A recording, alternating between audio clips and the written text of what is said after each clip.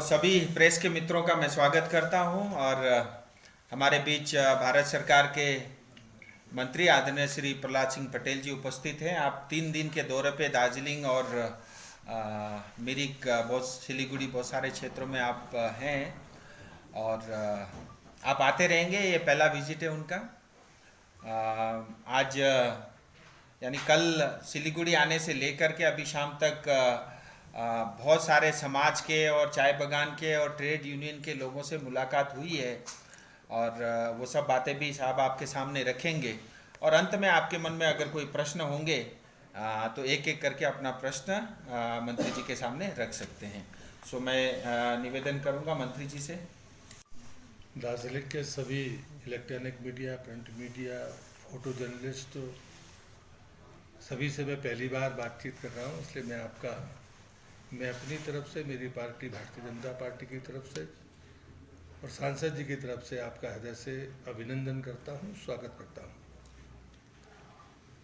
Party की योजना के अनुसार मैं 3 दिवसीय दौरे पर हूँ। आज मेरा दूसरा दिन पूरा हुआ है। कल रास्ते में जिस प्रकार से हमारे एलाइज पार्टनर्स ने, उसमें एमएलएज, उनके ऑफिस बेयरर्स और हमारी पार्टी के कार्यकर्ताओं ने जो उत्साह के साथ स्वागत किया, वो 2019 के लोकसभा चुनाव परिणामों से भी प्रसन्नता से ज़्यादा उत्साह के लिए मैं उन सब का हृदय से आभारी हूँ।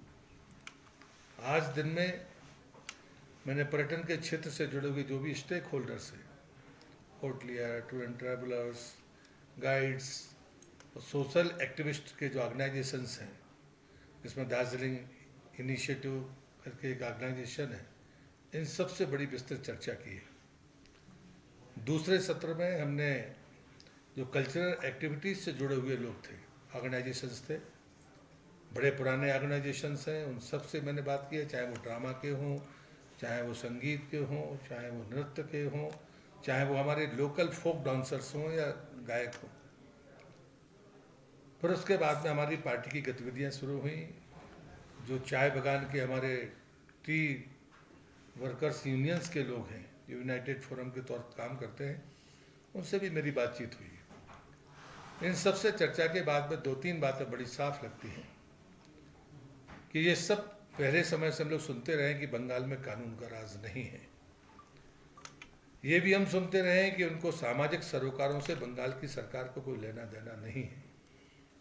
जब ये हम ये कहते हैं तो लोगों को लगता होगा कि शायद हम प्रतिपक्ष के नाते कहते हैं, लेकिन जब हम चाय बागान की बात करते हैं तो मैं 10 साल पहले सिलीगुड़ी आया था। उस समय असंगठित क्षेत्र के भारतीय जनता मजदूर महासंघ का मैं राष्ट्रीय अध्यक्ष होता था। जो समस्याएं चाय बागान के लोगों की तब थी, वो आज भी जस की तस बरकरार है। उनका वेज, जिसको अभी भारत सरकार ने मिनिमम वेज के कानून के तहत में पारित कर दिया है, शायद वो जल्दी उसमें न्याय हो जाएगा, लेकिन राज्य सरकार ने कुछ नहीं किया। दूसरा, चाय बागानों के भीतर सैकड़ों वर्षों से रहने वाले लोगों को जमीन का पट्टा नहीं है। ये राज्य सरकार का काम है, जो आज तक कभी हुआ नहीं। यहाँ टैक्स लगता है कुछ लोगों पर, वो कलेक्टर उगाही कर रहा है, अंग्रेजों के समय से उसमें कोई तब्दीली नहीं हुई। जब मैंने कल्चर क्षेत्र के लोगों से पूछा तो उन्होंने कहा कि यहाँ का जो एक ऑफिस है उसमें लोग रिटायर होते जा रहे हैं, पद खाली रहते हैं, उसको भरा नहीं जाता। जो रिटायर थे वो एक अच्छे आर्टिस्ट थे, वो भी यहाँ पर आए। यहाँ कोई अकादमी नहीं है, अकादमी के लिए ज़मीन नहीं है, किसी भी प्रकार के आर्टिस्ट की प्रैक्टिस के लिए उनके पास में सार्वजनिक स्थान नहीं है। इससे ज़्यादा और कुछ नहीं हो सकता। दार्जिलिंग प्रकृति की अनूठी देन है। यहाँ की कला, यहाँ की संस्कृति, यहाँ का नृत्य, यहाँ का संगीत नॉर्थ ईस्ट के किसी भी राज्य के मुकाबले, राज्य की जो क्षमता होती है वो यहाँ पर मुझे देखने को मिलती है। और इसलिए मुझे लगता है कि वास्तव में एक पर्यटन स्थल के नाते जो दार्जिलिंग को मिलना चाहिए था, वो राज्य सरकार की उदासीनता के कारण, उपेक्षा के कारण वो उनको नहीं मिल पाया। दार्जिलिंग को प्रकृति ने सब कुछ दिया है, लेकिन जो सरकारों की गलत नीतियों के कारण या व्यक्तियों की गलतियों के कारण जो गैप्स पैदा हुए हैं, उनको भरने की ज़रूरत भारतीय जनता पार्टी मानती है। मैं ये मानता हूँ कि कहीं ना कहीं इसमें राज्य सरकार गुनहगार है। वो सांसद निधि का काम नहीं करने देती है। हमने कहा कि भाई सांसद निधि से बन सकता है, तो पता चला कि सांसद निधि खर्च ही नहीं कर सकता बंगाल में सांसद। तो फिर विकास कैसे होगा, आम लोगों को हितों की चिंता कैसे होगी, ये बड़ी चुनौती है। और इसलिए मैं मानता हूँ कि बंगाल सरकार के खिलाफ और उनकी पार्टी के जो लोग जिस प्रकार से आक्रामकता की राजनीति करते हैं, हिंसा की राजनीति करते हैं, उसके प्रति जो भयानक रोष है, उस रोष को कहीं ना कहीं वो परिवर्तन जो आंखों के सामने दिखता है वो पूरा होगा, ऐसा मेरा विश्वास है।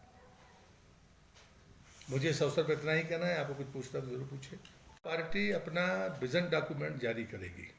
विधानसभा चुनाव, लोकसभा के समय जो किया था उस पर सांसद जी बताएंगे कि उन्होंने जो कहा था उन्होंने किन किन चीज़ों को पूरा किया। जैसे मिनिमम वेज का मामला है, कुछ और चीज़ें जो पूरी हुई है। 1.5 साल की विधि 150 साल से नहीं हुई, वो 1.5 साल में पूरी हुई है। हमने ये तय किया है कि हमारा विधानसभा का भी घोषणा पत्र होगा, जो हमारा जोन है उसका भी घोषणा पत्र होगा, और राज्य का घोषणा पत्र होगा। और भारतीय जनता पार्टी जो घोषणा पत्र में लिखती है वह संकल्प पत्र होता है, शपथ पत्र होता है, ऐसा देश जानता भी है और मानता भी है। और आपने कलाकार से जो आर्टिस्ट लोग से मुलाकात किया, उन लोग आर्टिस्ट के लिए, दार्जिलिंग के आर्टिस्ट के लिए कुछ उनकी तो सबसे बड़ी समस्या ये है जिसको लेकर तो मैं शर्मिंदगी महसूस करता हूँ कि उन बेचारों के पास में रजिस्ट्रेशन नहीं है। वो कहते हैं इस बंगाल में किसी संस्था का रजिस्ट्रेशन कराना सबसे कठिन काम है, और जब तक उनका रजिस्ट्रेशन नहीं होगा तो उनको कोई बेचारों को ना तो ग्रांट मिल सकती है, ना इवेंट के लिए पैसा मिल सकता है। आज ही मैंने, उनको ये नहीं पता कि भारत सरकार से इवेंट का पैसा मिलता है, उन्हें ये नहीं पता कि गुरु और शिष्य परंपरा में उनको भारत सरकार पैसा देती है। ये चीज़ें जानकारी भी नहीं है।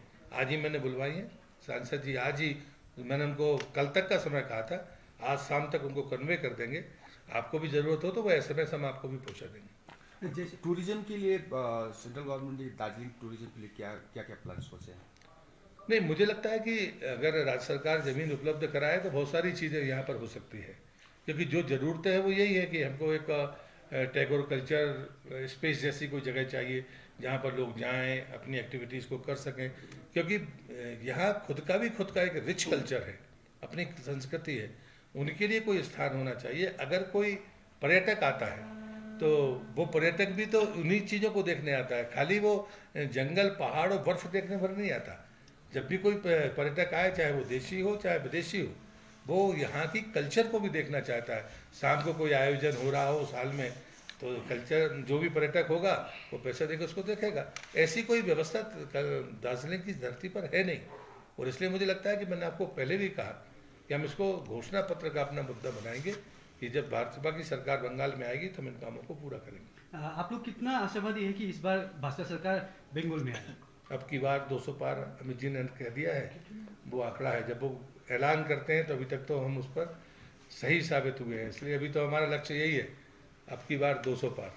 नहीं, जैसे पीके ने बताया कि आप लोग का 100% टारगेट है, तो इसी बारे में क्या है? पीके को मैं सलाह दूंगा आपके माध्यम से कि वो मणिपुर की पुस्तक जाके पढ़े। वहाँ भारतीय जनता पार्टी का 2% वोट था और वहाँ हमने सरकार बना ली।